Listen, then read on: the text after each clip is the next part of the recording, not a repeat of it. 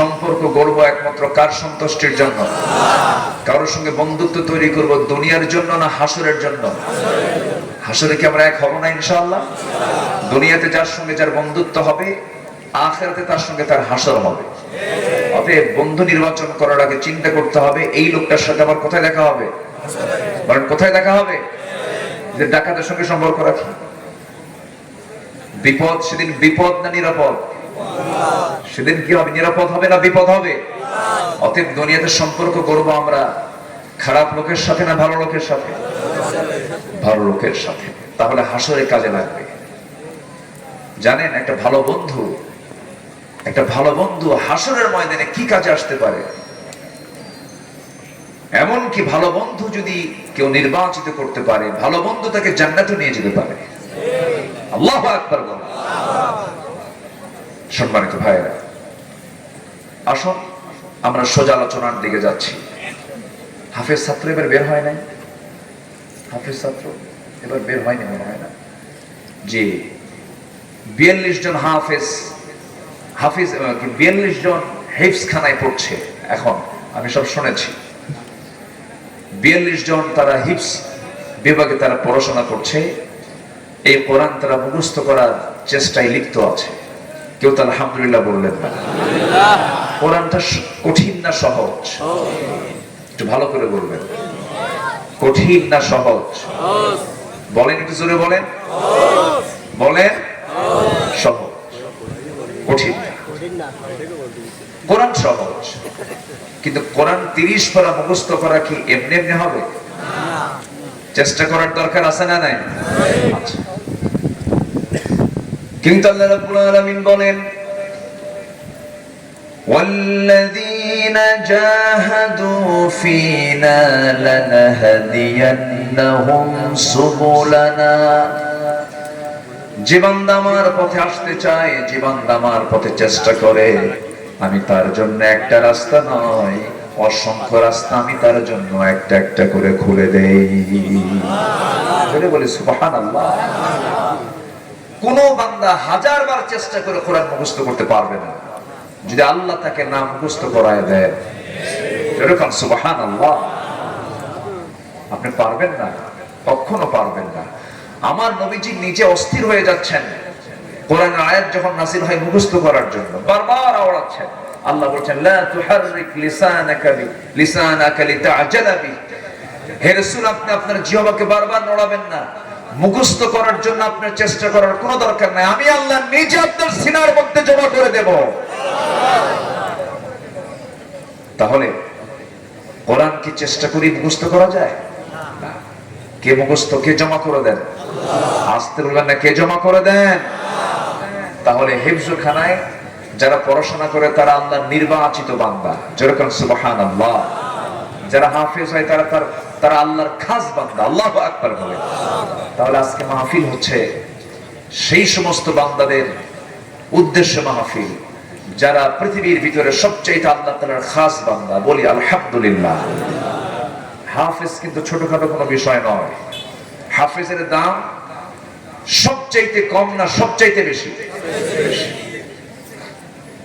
আমার আল্লাহ নিজেও হাফেজ। আল্লাহ নিজেই বলছেন ইন্না নাহনু নাযালনা যিকরা ওয়া ইন্না লাহু লাহাফিজুন। কোরআন আমি নাযিল করেছি, কোরআন হেফাজতের দায়িত্ব আমি কাউকে দেই নাই, আমি আল্লাহ নিজেই কোরআনের হাফেজ। যেরকম সুবহানাল্লাহ। আল্লাহ নিজে কি বলেন? আল্লাহ নিজে কি হাফেজ। তাহলে হাফেজ যারা, আল্লাহ হাফেজ, বান্দাও হাফেজ। এটা বিশাল ব্যাপার। কিন্তু হাফেজকে ইনকার করবেন না, আলেমকে ছোট চোখে দেখবেন না। দুঃখে বুকটা ফেটে যায়। একটা পক্ষ, একটা মহল আছে আলেমদেরকে গালমন্দ করে, হাফেজদেরকে গালমন্দ করে।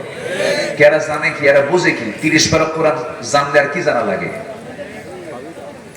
কি জানা লাগে? দেশের টাকা বিদেশে পাচার করার জ্ঞান অর্জন করার দরকার আমাদের নাই। আসতে বলবেন না, যারা বলেন ঠিক কিনা? যারা চোর তারা নির্দিষ্ট কোন দলের লোক হতে পারে না।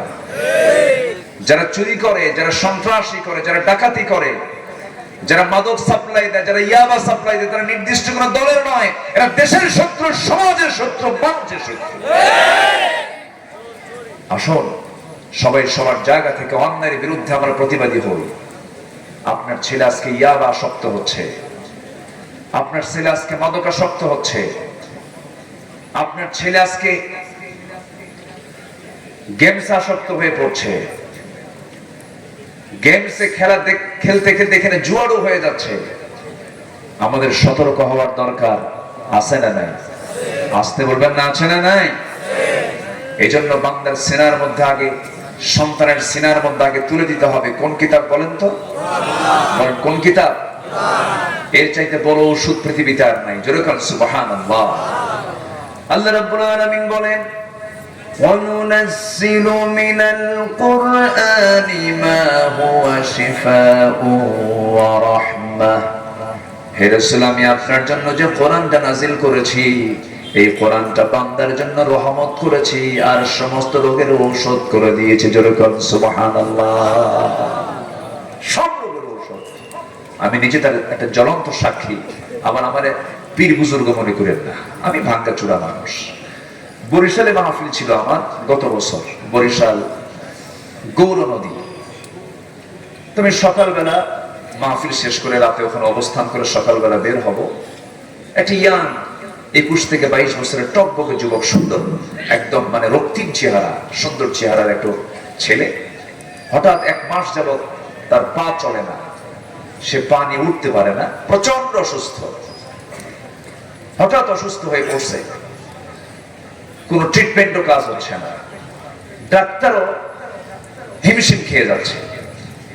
তোরা একটা ভরসা করে আমার কাছে নিয়ে আসছে। আমি গেছি, মাহফিল ছিল।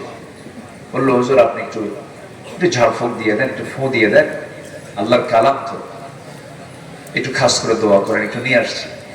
তো বললাম যে অর্থোপেডিক্স ডাক্তারকে দেখানো উচিত, হয়তো কোনো একটা কোথাও কোনো প্রবলেম হতে পারে, ভালো কোনো ডাক্তারকে দেখান। হুজুর দেখাচ্ছি, তো আপনি একটু দোয়া করে দেন। তো আমি সূরাতুল ফাতিহা পড়লাম, মুখস্থ করেন সবাই। প্রথমে কি বললাম? সূরাতুল ফাতিহা, সূরাতুল ইখলাস পড়লাম, ফালাক পড়লাম, নাস পড়লাম, আয়াতুল কুরসি পড়লাম, ওয়ালিল্লাহিল আসমাউল হুসনা, আল্লাহ তাআলার সবগুলো নাম একটা একটা করে বললাম। বলে একটু নিজে ফু দিয়ে, নিজের গায়ে ফু দিয়ে ওই অসুস্থ রোগীর গায়ে দম দিলাম, ফু দিলাম। আল্লাহর মেহেরবানি 5 থেকে 6 মিনিট পর সে সুস্থ হয়ে হাঁটতেছে। কেউ তো আলহামদুলিল্লাহ কইলেন? যেরকম সুবহানাল্লাহ। আমি নিজে আশ্চর্য হয়ে গেছি। তো ভাবলাম যে এ তো সুস্থ হলো, তো এখন তো এরা আমারে পাড়ায় মারবে, এই জায়গায় তো আমার থাকার কোনো কায়দা নাই, আমার তারা জোর করে পিসা বানায় দেবে। আমি তাড়াহুড়ো করে সেখান থেকে বের হয়ে চলে আসলাম। আমি যা বলেছি, যা পড়েছি তা কিন্তু আপনাদের শোনায় দিলাম। তাহলে সবার কাছে ঔষধ আছে না নাই? আসতে বলবেন না, আছে না নাই? মাসুম ভাইয়ের ঘাড়ে প্রবলেম ছিল, অপারেশন করেছেন, ঠিক হয়ে গেছে। আমি কথা বলতে বলতে বলে ফেললাম, ভাই যদি কারো জীবনে যদি 5 ওয়াক্ত নামাজ, সে যদি আমার রাসূলের মতো করে যদি 5 ওয়াক্ত নামাজ যদি সুন্দর করে আদায় করে, তার কোমর, তার হাঁটু, প্রত্যেকটা এলবো, ঘাড়, নামাজের মধ্যে প্রত্যেকটা অঙ্গে কম বেশি ব্যায়াম আছে না নাই? আসতে বলবেন না, আছে না নাই? যদি কোনো বান্দার ভিতরে যদি 5 ওয়াক্ত নামাজ যদি সঠিক মতো আদায় হয়ে থাকে, সে অন্তত হাড়ের তার ব্যথা, এই যে জয়েন্টে জয়েন্টে যে ব্যথাগুলো হয়, অন্তত সেই ব্যথা থেকে সে মুক্ত থাকবে। আল্লাহু আকবার। বান্দা যখন সেজদায় যায়, মাথার ভিতরে সূক্ষ্ম সূক্ষ্ম নার্ভগুলো সক্রিয় হয়ে যায়, ব্রেন স্ট্রোকের সম্ভাবনা খুব কম থাকে। তাহলে নামাজ দিয়েছেন আমাকে, আপনাকে আল্লাহ তাআলা অসুস্থ হওয়ার জন্য না সুস্থ হওয়ার জন্য? সুস্থ হওয়ার জন্য। তাহলে কোরআন আমাকে অসুস্থ করবে না সুস্থ করবে? সুস্থ করবে। আমার বন্ধুগণ, আজকের মাহফিলের মূল যে আয়োজন, সেটা হলো কোরআন কেন্দ্রিক আয়োজন। আবার আজকের মাহফিল যেটার উদ্যোগে, সেটাও কোরআন কেন্দ্রিক আয়োজন। মাদ্রাসায় তাদের সিলেবাস হলো কোরআন। আজকে মাহফিলের মূল আলোচনার বিষয় হলো সেই কোরআন থেকে। প্রথমেই যে আমার আহ্বান থাকবে সবার কাছে, আমরা যারা আসছি, আমরা যত মুসলমান, সকল শেখার আগে আমরা শিখবো হলো আল্লাহর কালাম কোরআনে কারীম। সবাইকে রাজি আছেন নাকি? সবাইকে রাজি আছেন? সবাইকে রাজি আছেন? জোরে বলি ইনশাআল্লাহ। কোরআন কি শুধু আলেমদের জন্য না, সবার জন্য? সবার জন্য। সমস্যা মাইকে কি শোনা যায় না? শোনা যায়? শোনা যাচ্ছে? কম? এখন কি শোনা যায়? ভলিউম কম। হ্যাঁ, কোথায় মাইক ওলা কোথায়? একটু চেষ্টা করেন। আমার কাছেও আলাদা নয়েজ আসতেছে। আমার কাছেও পজিটিভ মনে হচ্ছে, আলাদা নয়েজ আসছে, এটাকে বন্ধ করেন, একটু ক্লিয়ার করেন। মাইকম্যানকে যদি পরামর্শ দেওয়া হয় তখন আরো বেশি খারাপ হয়। যদি উনি যদি না বুঝেন তাহলে এখানে আমরা বলে বুঝাতে দিতে পারবো না। এটা তার অদক্ষতা, এটা তার অযোগ্যতা। চেষ্টা করেন এটাকে ঠিক করার জন্য। আমাকে একটু সময় দেন, কেউ উঠবেন না। আপনি যদি উঠে যান আমি আলোচনা হারিয়ে ফেলবো। মাহফিল আসছি আমরা আলোচনা শোনার জন্য শুধু না, ইবাদত করার জন্য। পানি এই পাশে নিয়ে আসেন। পানি মাহফিল আসা মানে কি এখানে শুধু মাহফিলের আলোচনা শোনা না, ইবাদত করা। মাহফিল কিন্তু একটা ইবাদতের অংশ। বসলাম, ভাল লাগলো না, উঠে গেলাম, এটা কিন্তু ইবাদতের অংশ নয়। মাহফিলে বসেছি, শেষ মোনাজাত করে বিদায় নেব। জোরে বলি ইনশাআল্লাহ।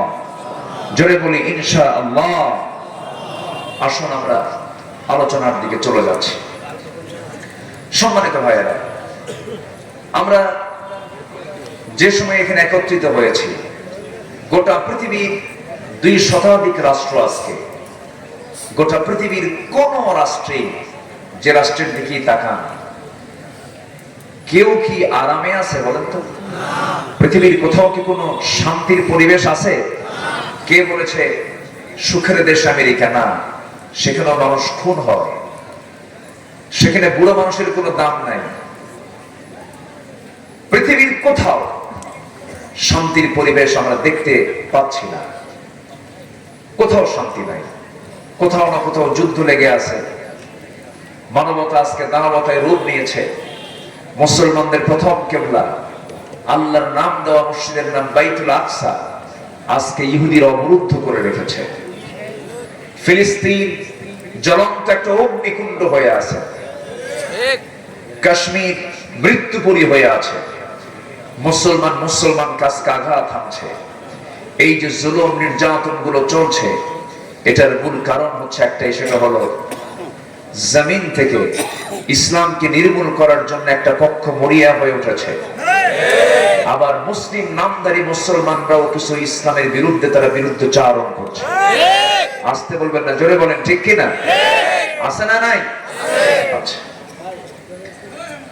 ঠিক সেই মুহূর্তে মুসলমানদের সবচেয়ে বড় সম্পদ হলো, মুসলমানদের সবচেয়ে বড় অর্জন হলো যেটা ঈমান। সেই ঈমানটাও আজকে মুসলমানদের প্রশ্নবিদ্ধ হয়ে গেছে। প্রশ্নবিদ্ধ ঈমান। মুসলমান আজকে শিরকের দ্বারা আক্রান্ত হয়েছে, বেদাতের দ্বারা আক্রান্ত হয়েছে। আল্লাহ তাআলা সেই ঈমানদার বান্দাদেরকে সুন্দর করে ডাক দিয়ে বলছেন, বান্দা 4টা কাজ করে আসো, আমি তোমাকে নিজের পক্ষ থেকে আমি তোমাকে ঈমানদারের সার্টিফিকেট দিয়ে দেব। জোরে বলেন সুবহানাল্লাহ।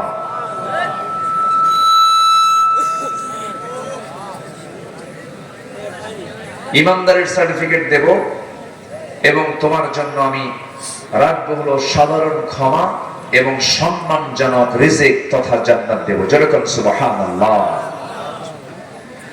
আল্লাহ রাব্বুল আলামিন সেই বান্দাদেরকে ডাক দিচ্ছেন, ও বান্দা 4টা কাজ যদি করতে পারো, আমি তোমাকে আমার দফতর থেকে ঈমানদারের সার্টিফিকেট দিয়ে দেব, মুমিনের সার্টিফিকেট দিয়ে দেব। আল্লাহ রাব্বুল আলামিন সুন্দর করে বলেন, ওয়াল্লাযীনা আমানু ওয়া হাজারু ওয়া জাহাদু ফি সাবিলিল্লাহ ওয়াল্লাযীনা আওয়াউ ওয়া নাসারু উলাইকা হুমুল মুমিনুনা হাক্কান লাহুম মাগফিরাতুন ওয়া রিজকুন কারীম। জোরে বলুন আল্লাহু আকবার। আল্লাহ রাব্বুল আলামিন বলেন, যাদের মধ্যে আমি চারটা গুণ দেখতে পাবো, আমি আল্লাহ তাআলা নিজের দফতর থেকে তাকে মুমিনের সার্টিফিকেট দিবে, ঈমানের সার্টিফিকেট দিয়ে দেব। নাম্বার 1 হলো যারা ভালো করে ঈমানটা আনবে। আল্লাহ রাব্বুল আলামিন আরেক জায়গায় সুন্দর করে বলছেন, ইয়া আইয়ুহাল্লাযীনা আমানু আমিনু, ঈমানদাররা তোমরা ভালো করে ঈমান আনো। আরেক জায়গায় আল্লাহ রাব্বুল আলামিন বলছেন, ইয়া আইয়ুহাল্লাযীনা আমানু তাকুল্লাহা হাক্কা তুকাতিহি ওয়া লা তামুতুন্না ইল্লা ওয়া আনতুম মুসলিমুন। জয় বলুন আল্লাহু আকবার। ঈমানদারেরা তোমরা আল্লাহকে যথাযথ ভয় করো এবং তোমরা মৃত্যুবরণ করো না মুসলমান না হয়ে। আমার বন্ধুগণ, ঈমানদারকে ডাক দিয়ে বলেছেন মুসলমান না হয়ে মরো না। আমার বন্ধুগণ, একজন হিন্দুর ছেলে হিন্দু হতে পারে, বৌদ্ধের ছেলে বৌদ্ধ হতে পারে, খ্রিস্টানের ছেলে খ্রিস্টান হতে পারে, ব্রাহ্মণের ছেলে ব্রাহ্মণ হতে পারে, কিন্তু মুসলমানের সন্তান মুসলমান হতে পারে না যদি তার মধ্যে ঈমান না থাকে। তার বড় প্রমাণ হলো আল্লাহর পয়গম্বর নূহ আলাইহিস সালাতু ওয়াস সালাম, একজন পয়গম্বর হওয়ার পরও তার সন্তান ছিল কেনান। মুসলমান না কাফের? আজকে বলেন মুসলমান না কাফের? কাফের ছিল। আল্লাহর পয়গম্বর ইব্রাহিম আলাইহিস সালাতু ওয়াস সালাম এত বড় দামি নবী ছিলেন, খলিল ছিল তার উপাধি। এত বড় পয়গম্বর হওয়ার পরেও তার বাবা ছিল একজন কাফের। কাফের ঘরে নবীর জন্ম হলো, নবীর ঘরে কাফের সন্তানের জন্ম হলো। বংশগত পরিচয় দিয়ে বান্দা কখনো জান্নাত পাবে না। বান্দা জান্নাত পেতে হলে তার ঈমান জানতে হবে, ঈমানদারের পরিচয় তার ভিতরে থাকতে হবে। আল্লাহ রাব্বুল আলামিন সুন্দর করে বলছেন, ইন্না খালাকনাকুম মিন যাকারিন ওয়া উনসা ওয়া জাআলনাকুম শুউবান ওয়া ক্বাবাইলা লিতাআরাফু ইন্না আকরামাকুম ইনদাল্লাহি আতকাকুম। আমি তোমাদেরকে এক নর এবং এক নারী থেকে সৃষ্টি করেছি, বিভিন্ন ভাষা দিয়েছি, বর্ণ দিয়েছি, বিভিন্ন গোত্রে গোত্রে ভাগ করে দিয়েছি যেন তোমরা একে অপরকে চিনতে পারো। তবে তোমাদের মধ্যে সেই সমস্ত বান্দাগুলো আমার কাছে সবচাইতে বেশি দামি, যে সমস্ত বান্দাগুলো আমি আল্লাহ আমাকে সবচাইতে বেশি ভয় করে। জোরে কোন সুবহানাল্লাহ। বংশ দিয়ে কি করবেন? আমার নবীর বংশের নাম ছিল কুরাইশ। আবু জেহেলের বংশের নাম কি ছিল বলে? একটু কথা বলতে হবে তো। কুরাইশ। আমার নবীর বংশ ছিল কুরাইশ। আবু লাহাবের বংশ কি ছিল? কুরাইশ। আবু লাহাব কুরাইশ, আবু জেহেল কুরাইশ, আমার নবীও কুরাইশ। বংশ দিয়ে তো কোনো লাভ নাই। বাবার পরিচয় দিয়ে সন্তান সেদিন নাজাত পাবে না। ঈমান ছাড়া বান্দা নাজাতের কোনো পথ পাবে না। এই জন্য আল্লাহ তাআলা বলছেন, বান্দা আগে তোমার এক নম্বর পুঁজি হলো তোমার ঈমানটা থাকতে হবে। সম্মানিত ভাইয়েরা, অনেকদিন আগে আমার একটা মাহফিল ছিল, সে মাহফিলে গেলাম। তো সেখানে আরো অতিথি ছিলেন, এক মুরব্বী, উনি একজন ওই প্রোগ্রামের মেহমান। তার সঙ্গে দেখা হলো, সালাম দিলাম। তো সালামের জবাব উনি নিলেন কিনা আমার কাছে মনে হলো না। আস্তে আস্তে করে তেমন কোনো সাড়া শব্দ নাই। কিছু লোক আছে না, সালাম দিলে উত্তর খুঁজে পাওয়া যায় না, আছে না? এরকম আছে। তো অনেকক্ষণ পর যখন তিনি কোনো কথা বলছেন, আমি নিজেই বললাম, মুরব্বী একটু পরিচয় হতে চাই। তো আপনার পরিচয়? তো উনি একটা মেজাজের সুরি বলে ফেললেন, মানে কথা বলতে চাচ্ছেন না। আমি অমক পীরজাদা। যখন পীরজাদা বললো, আমি শুনলাম। উল্টা আমাকে প্রশ্ন করলেন, আপনার পরিচয়টা কি বলুন? তা আমি বললাম, আমি হলাম নবীজাদা। তো উনি আমার কথা শুনে একটু মাইন্ড করলেন যে আপনি এরকম করে বললেন, আপনি নবীজাদা, এটা কেমন করে? তো বললাম, আপনি যদি পীরের সন্তান, যদি পীরজাদা হন, আপনার বাবা পীর, আপনি তার ছেলে, আপনি হলেন পীরজাদা, তো আমি তো নবীজাদা। আমার বাবা আদম, উনি নবী ছিলেন, আমি তার সন্তান, তো নবীর ছেলে নবীজাদা। উনি চুপ মেরে আছে। আমি কি ভুল কিছু কইছি? আজ থেকে ভুল কিছু কইছি আমি? ধরা খেয়ে গেছে। আমার বাবা আদম ছিলেন, তিনি নবী ছিলেন, আমি তার সন্তান, আমি নবীজাদা। লাভ কি? কোনো লাভ নাই। নবীর সন্তান হয়েও লাভ নাই, নবীর বাবা হয়েও লাভ নাই, কুরাইশ বংশের জন্ম নিয়েও লাভ নাই। বান্দার মধ্যে সবচেয়ে বড় পুঁজি হলো ঈমানটা তার মধ্যে থাকতে হবে। গোটা দুনিয়ার সমস্ত আপনার অর্জিত সম্পদগুলো সব আপনি দান করে দিলেন, ঈমান নাই, ওই দানের কোনো সওয়াব আপনি পাবেন না। বিল গেটস গোটা দুনিয়ার শীর্ষ ধনীদের একজন, সে তার সমস্ত সম্পত্তির বিশাল একটা অংশ সে রেড ক্রসকে দান করেছে, বান্দার কল্যাণে দান করেছে। এত বড় তার দান, এত বড় তার স্যাক্রিফাইস হওয়ার পরও তার কোনো প্রাপ্তি আল্লাহর কাছে নাই, কারণ তার মধ্যে কি নাই? ঈমানটা নাই। এই জন্য বড় পুঁজি হলো ঈমানটা ভালো করে আনতে হবে আমাকে আপনাকে। এমন একটা জামান আসবে, রাসূল বলেছেন, ইউসবিহু মুমিনান ওয়া ইউমসি কাফিরান। এমন একটা সময় আসবে যে সময় বান্দা সকালবেলা ঈমানদার থাকবে, বিকেলবেলা কাফের হয়ে যাবে। এই জন্য এই ফিতনার যুগে আমরা অবস্থান করছি, কোনো ক্রমেই ঈমানকে নষ্ট করা যাবে না, ঈমানকে ধ্বংসের দিকে ঠেলে দেওয়া যাবে না। ঈমান ধ্বংস হওয়ার জন্য, ঈমান নষ্ট করার জন্য শয়তান আছে না নাই? বলেন, আসতে বলবেন না, আছে না নাই? মাহফিলে বসে যদি কেউ তৃপ্তি না পায়, কোরআনের আলোচনায় যদি কারো দিলে দিল যদি না বসে, নামাজ শুরু হয়ে গেছে, মুসল্লি হয়ে ইমামের পিছনে নামাজ পড়তে পড়তে যদি বিরক্তি আসে, নামাজে যদি কারো বিরক্তি আসে, মাহফিলে যদি কারো বিরক্তি আসে, ভাবতে হবে বড় শয়তান পিছনে আসর করে। আসতে বলবেন না, জোরে বলেন ঠিক কিনা? আসর করে, এটা খেয়াল রাখতে হবে। একটু বসে। ওয়াজ শোনা আগে দরকার না ধৈর্য আগে দরকার? আগে ধৈর্য দরকার। ক্লাস থেকে উঠেই গেলাম, এটা কেমন হলো? একটু বসে। আমি জানি আপনার গরম লাগতেছে, প্রচন্ড গরম, কষ্ট হচ্ছে, গায়ের সঙ্গে গা লেগে আছেন। একটু বসেছি, যখন আমরা ক্লাসটা শেষ করেই যাই, জোরে বলি ইনশাআল্লাহ। তাহলে চারটা পুঁজি, চারটা কাজ যদি কোনো বান্দার মধ্যে থাকে, আল্লাহ তাআলা বলছেন যে আমি তাকে আমার দফতর থেকে মুমিনের সার্টিফিকেট দেব। জোরে বলেন সুবহানাল্লাহ। এটা কার কথা? আল্লাহর কথা। আমার বন্ধুগণ, যারা ঈমান আনবে, এক নাম্বার, ঈমান তো আমরা সবাই এনেছি, কেউ তো বলি না আমরা আল্লাহকে মানি না, রাসূলকে মানি না, সবাই তো বলি আমরা।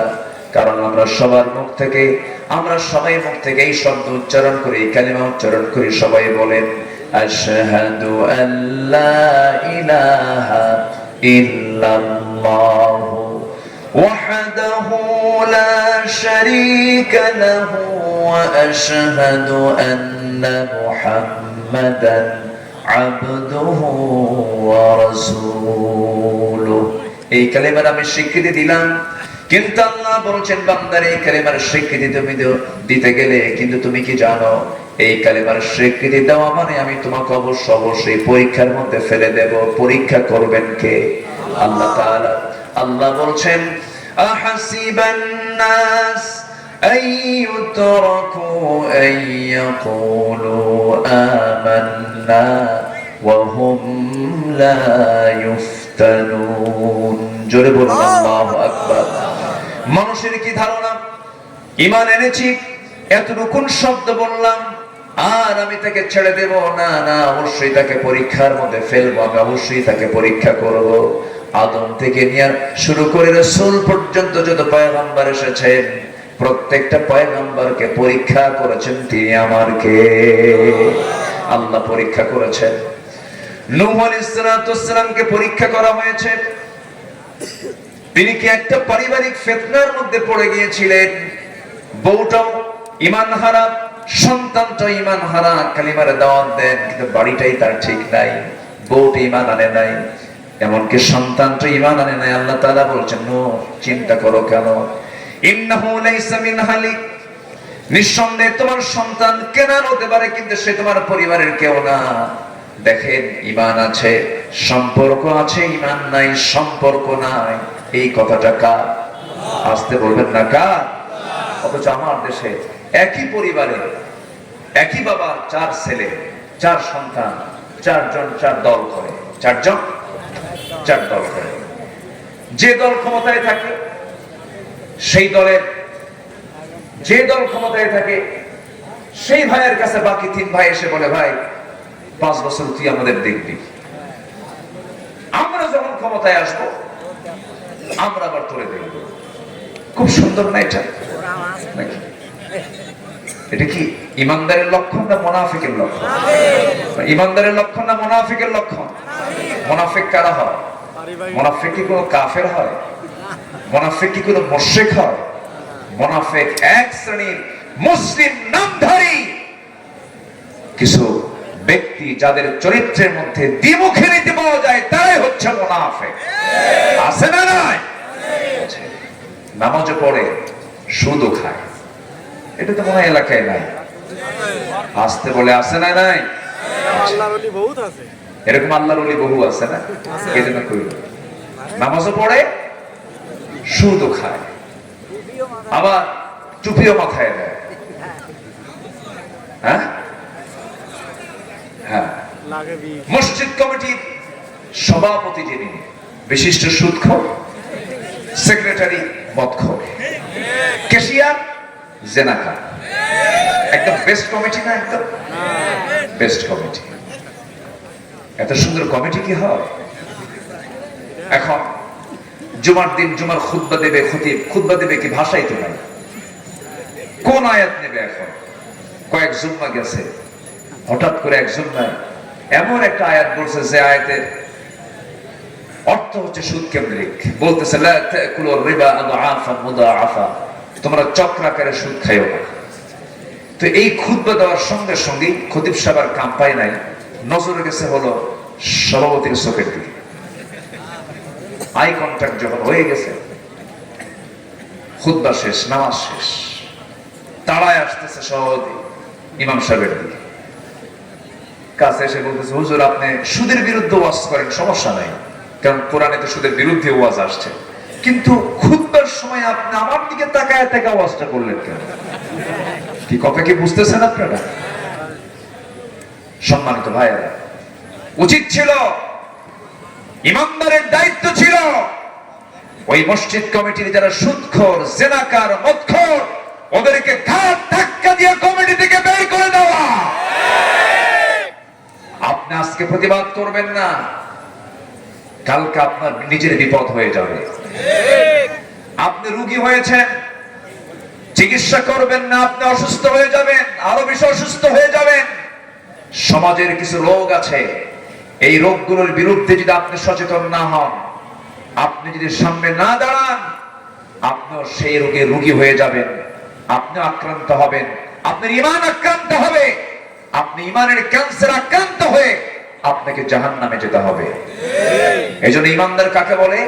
যে নিজে অন্যায় করবে না, কাউকে অন্যায় করতে দেবে না, নিজে অন্যায় করবে না, অন্যায় করতে দেবে না। আমার নবীজি এমন দাওয়াতের পলিসি ছিল, আমার নবীজি এমন একটা সমাজে জন্মগ্রহণ করেছেন যে সমাজের মানুষগুলো কাবার চতুর্দিকে তোয়াফ করত। এখন হাজিরা গিয়ে কি করে? তোয়াফ করে না? ওই কাবা ঘর যেটা কালো গিলাফে মোড়ানো, এই নিজের চোখে বহুবার দেখেছি, ওই কাবার ঘরটা কালো গিলাফে মোড়ানো, কালো গিলাফে মোড়ানো কাবাটাকে সামনে রেখে হাজিরা যারা ওমরা করতে যান, হজ করতে যান, তারা 7 বার তোয়াফ করেন। জাহেলি যুগেও, নবীর যুগেও ওই সমস্ত জাহেলি যুগের সেই আরবের পত্তলিকরা তারাও তোয়াফ করত, ওখানে তোয়াফটা করত তারা উলঙ্গ হয়ে, নাউজুবিল্লাহ। গুনাহ করতে করতে, পাপ করতে করতে এমন দূর পর্যন্ত গিয়েছিল, ইতিহাসে পাওয়া যায় আমার নবীজির জীবদ্দশায় রাসূল যখন নতুন নবুয়ত পেলেন, সেই সময় দেখা গেছে রাসূল নিজের চোখে দেখেছেন কাবা শরীফের ভিতরে তারা 360টা মূর্তি পর্যন্ত তুলেছিল। জোরে কান নাউযুবিল্লাহ। আমার নবীজি যখন ছোট মানুষ, সিরাত ইবনে হিশাম এসেছে, আমার নবীজি 5 থেকে 6 বছর বয়স। আবু তালিব তাকে আস্তে করে ডাক দিয়ে বলছে, মুহাম্মদ, আমাদের তওয়াফ করার সিস্টেম হলো উলম্ব করে তওয়াফ করতে হয়, লুঙ্গিটা খুলে ফেলো। আমার নবীজি লুঙ্গির গিটায় হাত দিয়েছেন, কিন্তু লজ্জাবোধ তার মধ্যে এমন ভাবে গভীর ভাবে জেগে বসেছে, লজ্জায় তিনি কেমনে লুঙ্গি খুলবেন, সেই সময় তিনি সেন্সলেস হয়ে গেছেন। আর তার লুঙ্গি খুলতে হয় নাই, সতর খুলতে হয় নাই।